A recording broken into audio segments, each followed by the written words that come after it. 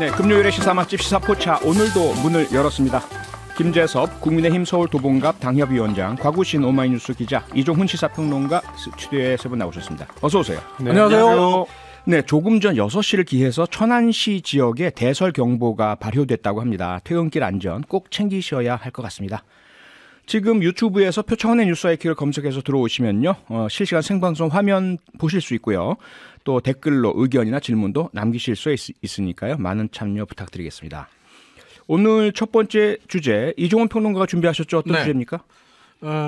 김건희 여사의 도이치모터스 주가 조작과 관련돼서 뉴스타파가 지난 10월 28일에 서울중앙지법에서 열렸던 공판에서 검사가 제시한 녹취록을 공개를 했습니다. 근데 이 녹취록은 신한은행 직원과 김건희 여사의 어머니이자 윤석열 대통령의 장모인 최은순 씨와의 통화 내용을 녹취한 겁니다. 근데 이 녹취는 증권사 직원들은 법적으로 반드시 해야 되는 의무사항이거든요. 근데 이 녹취록이 공개가 됐는데 이 녹취록 내부 내용을 보면, 세부 내용을 보면 최은순 씨가, 대통령의 장모인 최은순 씨가 권오수 도이치모터스 회장으로부터 직접 들은 정보라면서 자신이 보유하고 있는 도이치모터스 주식을 다 팔아라 라고 이야기를 합니다. 그 녹취록이, 통화 녹취가 이루어진 시기가 2011년 6월 10일인데요.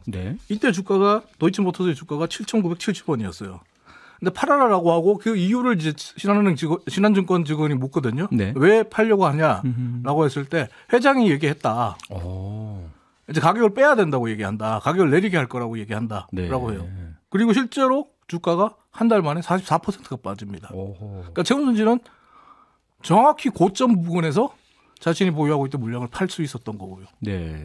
그리고 이후에 이제 뭐 예전에도 보도가 됐습니다만은 2011년 11월에 최은순 씨가 도이치모터스 주식을 대량 주문을 넣게 되는데 매도 주문을 넣습니다. 그런데 정확히 32초 뒤에 이 대량 주문 물량이 다 사라져요. 근데 도이치모터스는 그렇게 주식 거래량이 많지 않은 주식이거든요. 그래서 저런 정도의 대량 물량은 사가지 않을 거라고 했는데 32초 만에 사라집니다. 근데 이 32초 만에 사간 계좌가 김건희 여사의 계좌였습니다. 소위 주가 조작에서 흔히 말하는 통정 매매였던 거죠. 그럼에도 불구하고, 이런 증거 자료들이 나옴에도 불구하고 검찰은 최은순 씨와 김건희 여사에 대한 소환도 수사도 어렵다라고 계속 반복된 입장만 내놓고 있습니다. 이에 대해서 좀 이야기해 볼까 합니다. 어떻습니까? 지금 소개해 주신 뉴스타파 보도 내용, 재판에서 공개가 됐다는 녹취록, 녹취 내용 자체가 충격적이긴 한데요. 법적으로 이게 어떤 증거 능력을 인정받고, 그래서 최은순, 김건희 두 사람에 대한 형사입건 또 기소로 이어질 만한 그런 영향력을 갖고 있다, 이렇게 보세요. 네, 실제로 그 증권사에서 녹취를 하는 이유가 이 자체에서 위법 사항이라든지 불법 사항이 있는지를 확인하기 위해서거든요. 근데 최은순 씨와 신한증권 직원 사이에 2011년 6월 10일에 통화 녹취록을 보게 되면 이건 전형적인 내부자 거래, 내부 정보를 활용한 거래거든요. 내부 정보를 활용한 거래는 주가 조작을 이유로 밖에 설명을 할 수가 없습니다. 김재섭 위원장 어떻게 보세요? 일단 뭐 권오수 씨가 뭐 부인은 했다고 하는데 일단 뭐 검찰이 제기한 그 녹취록 증거가 사실 뭐 너무 허황된 건 아닐 거고요. 뭐 추가적으로 어떻게 재판이 나오는지는 좀 봐야 될 것 같은데, 결국에는 이게 지금 이재명 대표랑 수사가 진행이 동시에 되고 있다 보니까 아무래도 좀 형평성 문제들이 계속 불거지는 것 같아요. 그래서 예를 들면 이재명 대표에 대한 대장동 수사든지 아니면 성남FC 사건, 여기에 대해서 박차를 좀 가하기 위해서는 사실은 이 도이치모터스 주가 조작과 관련된 사건에 대해서도 국민들께서 한 점 의혹이 없이 진행되는 게 맞다는 생각 갖고 있습니다. 제가 사실 뭐 이런 뭐 내부적인 내용들, 재판 내용을 다 알지 못하지만은 어떤 국민들께서 의심하는 내용이 있다 그러면 그래도 좀 어쨌든 윤석열 정부가 내세우는 어떤 법과 정의라는 관점에 있어서는 그래도 의혹이 없는 것이 맞지 않을까라는 생각 갖고 있습니다. 곽욱순 기자, 8892번님 문자로 질문 주셨어요. 검찰은 알고도 가만히 있는 건가요? 이 법정에서 다 공개가 된 것인데 검찰은 이종훈 평론가 말씀처럼 그냥 다른 사람 재판에 활용만 하고 실제 이런 혐의점이 드러난 김건희, 최은순 두 분에 대해서는 전혀 수사를 하지 않는다, 이런 건가요? 어떻게 보세요? 그러니까 사실 그 지금 단계에서, 그러니까 그 이전까지도 뭐 사실 검사 집단이 정치적으로 여러 가지를 고려하는 소위 정무적 판단을 한다는 게 중론이다 보니까 여러 가지 의혹들이 나오고 있기는 한데 네. 기본적으로 김건희 여사 개인에 대한 걸로만 한정해 놓고 보면은 공소시효가 지난 12월 7일로 이제 끝난 것이다 이제 이런 이야기들이 나오고 있잖아요. 근데 공소시효가 그러니까 지금 권오수 회장과의 이제 공범 관계가 인정이 된다고 한다면 네. 그 공소시효가 정지가 될 수 있기 때문에 네. 김건희 여사한테도 이 관련한 혐의를 조금 더 확대해가지고 수사를 들여다볼 수 있는 계기가 되는 거거든요. 예. 그러니까 중요한 거는 공범으로 볼 수 있느냐 없느냐 그 부분을 면밀하게 법정에서 인정될 수 있느냐 이 부분이 지금 핵심이 될 수 있습니다. 그래서 네. 검찰들도 일단 지금 이미 공소시효가 어쨌든 명시적으로 지났다고 해석이 될 수도 있는 김건희 여사 관련된 수사를 지금 시점에서 들여다보기 쉽지 않지만 네. 권오수 회장을 통해서 녹취록들이 계속 나오고 이 재판에서 뭔가가 확실하게 혐의가 입증된다고 한다면 예. 이걸 발판 삼아서 김건희 여사에 대한 수사도 다시 본격적으로 시작해 볼 수도 있겠죠. 아, 네. 7738번님이 질문 주셨는데요. 재판에서 확인된 사항인데 왜 이렇게 세상이 조용하죠? 이종훈 평론가님. 아니 뉴스타파만 보도하고 또 몇몇 인용 보도만 나오고 왜 이렇게 조용합니까? 모르겠습니다. 이걸 기울어지는 농장이라고 해야 될까요? 네. 사실 아까 이제 우리 김재섭 위원장도 얘기했습니다만 예. 지금 검찰은 대장동 수사와 성남FC 사건에 다 매달려 있는 것 같아요. 이재명 대표의 수사를 위해서는 60여 명에 가까운 검사가 붙어 있어요. 예. 근데 지금 명확한 녹취록을 검사가 확보하고 재판에도 활용하고 있는데 네. 소환도 어렵고 수사도 어렵다. 하하. 이건 의지의 문제라고 봐야 되거든요. 의지 문제요. 근데 그 언론 문제랑 이거 검찰 수사랑 연결시키는 거는 좀 다른 별개의 문제인 것 같아요. 네. 그러니까 결국에 그 녹취록이라는 것도 검사가 직접 제시한 증거였잖아요. 그렇죠. 어디서 되게 갑자기 툭 튀어나온 게 아니라 네. 검사가 제기를 한 것이고 언론 보도는 검찰이랑 또 다른 내용이니까 그것을 연결시키는 것은 좀 무리가 있고 네. 여하튼 이런 이제 녹취록이 나온 이상 우리가 이 사실관계를 좀 더 들여다볼 필요는 있겠지만은 예. 적어도 윤석열 그 대통령이 과거 이제 검찰총장 시절부터 해서 그 대통령 후보까지 이어지는 과정에서 도이치모터스 주가 조작 사건과 관련된 여러 가지 의혹 제기들이 그 전에도 계속 있었고, 그렇죠. 사실 검찰총장으로서 당시 이제 법무장관이 추미애 장관, 그 다음에 문재인 정부에서 사실은 굉장히 많은 이제 압박을 받고 있었던 윤석열 총장에게 뭔가 그래도 하나가 확실한 물증이라든지 아니면 소목인권이 있었다 그러면 그 전에 아마 그걸 터뜨리거나 그걸 가지고 혐의를 잡아서 재판에서 뭐 활용을 했거나 하지 않았을까 싶어요. 그래서 계속 윤석열 대통령도 그 전까지 얘기했던 게 탈탈 털었다 본인 거를 그런 얘기를 하지 않았습니까? 그래서 그런 부분도 분명히 우리가 고려를 해볼 필요가 있다. 역으로 질문 하나 할게요. 탈탈 털었는데 2011년 6월 12일자 통화 녹취록은 왜 지금 나오는 겁니까? 그거는 모르죠. 제가 알 수가 없죠. 아니, 똑같은 일도 이재명 다시 나올 수도 대표도 있는 거죠. 성남FC도 마찬가지니까. 경찰이 탈탈 털었다. 계속 나오잖아요. 예, 서로 간에 그 얘기를 하고 있으니까 어쨌든 저는 개인적으로 뭐 보수건 진보건 여당이건 야당이건 법 앞에 평등 원칙은 좀 허물지 않았으면 좋겠어요. 대통령 가족이라고 봐주고 움츠러들고 아니 뭐 야당이라고 또 더 많이 하거나 또 반대로 움츠러들고 왜 이렇게 후진국적인 수사를 하고 있는지 아니면 우리가 그렇게 생각하는 게 잘못된 생각일까요? 그렇게 아니요, 보는 게 잘못 보고 있는 걸까요? 법은 만인에게 평등해야죠. 그렇죠. 예. 근데 제가 주식 거래를 하는 입장에서 본다면 예. 제가 만약에 지금 녹취록들 그러니까 권오수 회장 재판에서 관련돼서 나오고 있는 최은순 씨의 녹취록의 내용들 그리고 김건희 여사와 관련된 녹취록들의 내용이 들어가 있으면 저는 이미 구속됐을 겁니다. 이건 전형적인 주가 조작 세력의 방법들이거든요. 통정거래, 예. 미공개 정보를 이용한 내부자 거래. 예. 그리고 실질적으로 최은순 씨와 신한증권 직원 사이의 이야기를 들어보면 녹취록을 제가 다 읽어보니까 녹취록 내용 자체가 주가를 인위적으로 뺐다가 네. 다시 올렸다가 그리고 인위적으로 또 빼요. 이건 뭐냐면 주가 조작 세력들이 사실은 더 많은 물량을 확보하기 위해서 하는 작업들이거든요. 전형적인 주가 조작인데 예. 수사도 안 하고 소환도 안 합니다. 근데 일반인인 저였다면 분명히 구속됐다고 저는 확신합니다. 알겠습니다. 어쨌든 뭐 주가 조작은 자본주의의 근간을 뒤흔드는 그런 범죄라는 것에 대해서는 뭐 누구나 다 인정하고 동의하고 있으니까요. 그냥 넘어가지 않기를 바라겠습니다. 네, 계속 뭐 연결돼서 일단 얘기가 나왔으니까 이재명 대표 관련 수사 곽우신 기자가 좀 취재를 해 오셨죠?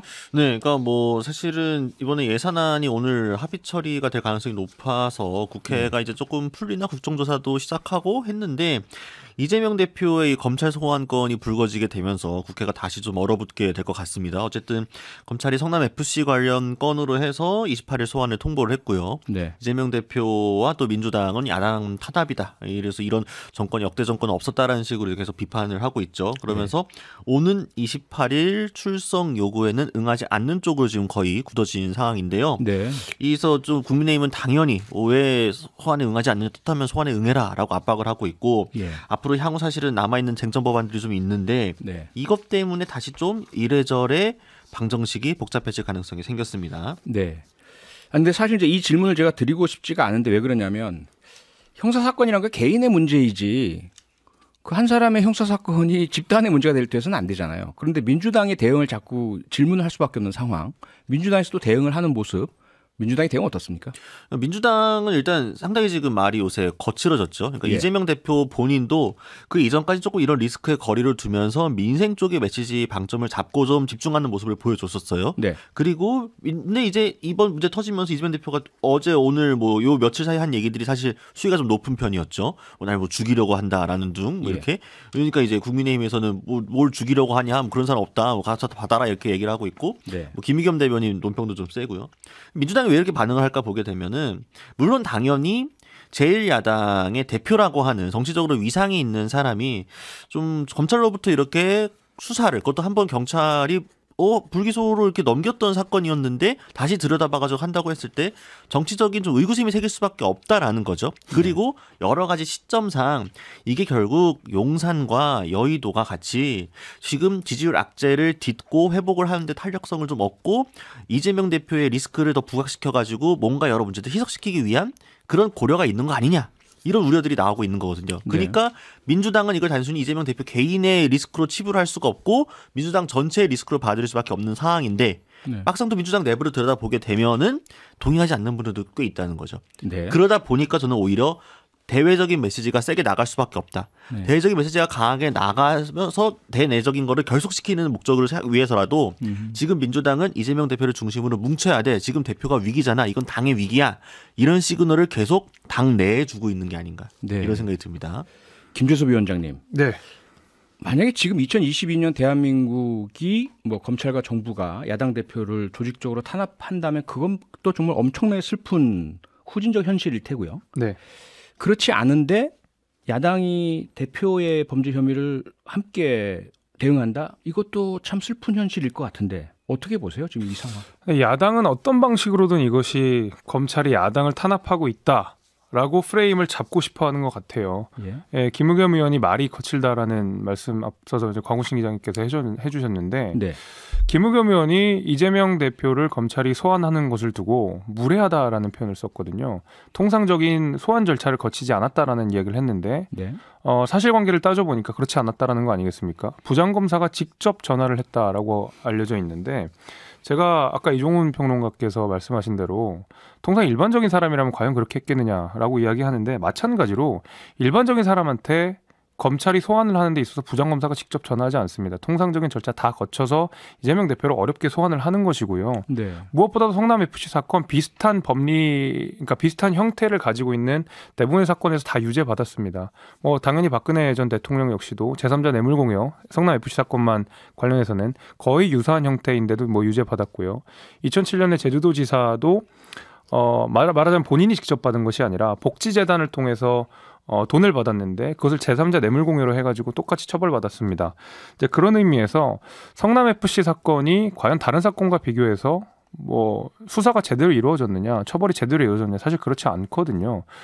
만약에 검찰이 이거에 대해서 무리하게 수사를 하고 없는 걸 만들어 수사를 한다 그러면 네. 국민들 가만히 계시겠습니까? 민주당 의석수 훨씬 더 많거든요. 저는 그런 의미에서 야당 입장에서는 이 사건이 어떻게든 야당 탄압으로 프레임을 엮고 싶긴 하겠지만은 네. 성남FC 사건을 들여다보면 여전히 남는 의문투성이들이 굉장히 많고 그런 것들이 진행되는 과정이라고 저는 보고 있습니다. 저 팩트체크 하나만 할게요. 방금 이제 김재섭 위원장이 일반인이라면 이렇게까지 하겠느냐. 소환 예. 절차를 다 밟았다. 정당한 예. 절차를 다 밟았다라고 하셨는데 네. 제가 듣기로는 그 소환 통보가 그저께 밤에 이재명 당 대표실로 네. 와서 내일 뭐 소환한다. 음흠. 나와라. 언제 소환하니까 나와라라고 말하고 일방적인 통보하다시피 얘기하고 끊었다고 얘기를 합니다. 예. 일반인이라면 이렇게 안 하죠. 저도 검찰에 소환돼서 조사받으러 가본 적이 있지만 네. 검찰에서 부르면 저랑 일정을 맞추죠. 언제 가능하세요? 음흠. 저 그날은 좀 어려운데요. 뭐 일이 있어서 그러면 다른 날 줘요. 그러면서 조율해요. 예. 검찰이 무조건 이날 나와 이런 식으로 안 하거든요.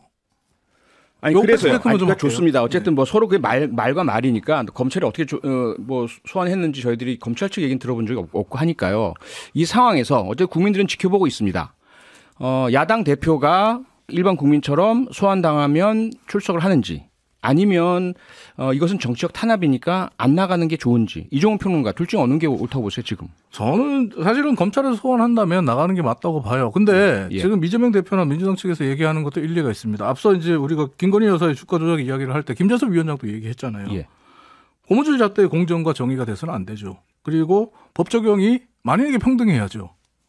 근데 지금 이게 그런 모습처럼 보여지느냐 여기에 대해서 반발할 수밖에 없거든요. 그러니까 대통령실에서 오히려 지금 검찰에 주문해야 되는 건 대통령 스스로가 수신제가의 마음을 보여줄 필요가 있다고 봅니다. 지금 대통령실에서 오히려 김건희 여사와 최은순 장모에 대한 그 수사에 대해서 검찰에게 박차를 가하라고 요구하고 주문한다면 더 이상 이재명 대표도 지금 뭐 대통령 가족 소환은 언제 되느냐 이런 얘기 못할 거 아니에요. 네, 그래서 곽우신 기자 네. 이런 저반의 사정들을 다 감안해서 민주당 혹은 그 이재명 대표는 소환에 응한답니까? 일정을 조율한답니까? 아니면 끝까지 안 가고 거부한답니까? 공식적으로 어떻습니까? 결정된 건 없죠. 그래서 예. 내부적으로 좀 이야기들을 보게 되면은, 그러니까 예. 지금 예를 들면은 라디오나 뭐 이런 방송에 나오셔서 그 마이크를 잡고 있는 소위 이제 민주당의 입이라고 할 만한 분들은 예. 불응할 것이다 계속. 이거는 정치적 탄압이고 너무 노림수가 뻔하기 때문에 포토라인 선언이 없을 것이다라는 식으로 이야기를 계속 주고 있는데요. 안민석 의원도 그렇게 얘기를 했죠. 네, 그렇죠. 근데 내부적으로는 사실은 이게 조금 여러 가지 고려할 수밖에 없는 상황입니다, 지금. 그러니까 이게 계속 불응을 하게 되면 불응을 하는 만큼 또 정치적 부담이 생길 수밖에 없어요. 네. 또 그렇다고 응하자고 하니 쉽게 갈 수도 없는 상황이기 때문에 일단 당내 여론을 다잡는 것도 중요하다.